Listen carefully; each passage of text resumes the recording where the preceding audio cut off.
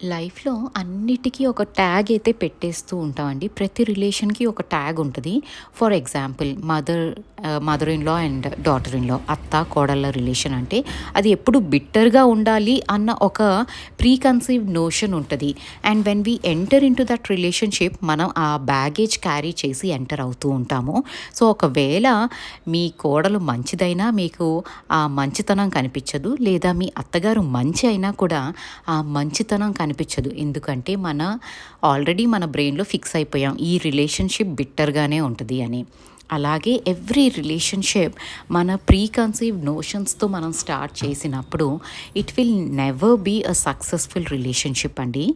ఏదైనా relationship start చేస్తున్నప్పుడు ఒక ఓపెన్ మైండ్‌తో స్టార్ట్ చేయండి.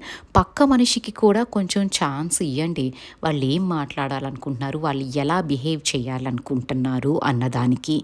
అంతేకాని ఎవరో అన్నారు మా కోడలు బ్యాడ్ అనేసి వచ్చే ప్రతి అమ్మాయి బ్యాడ్ కాదు.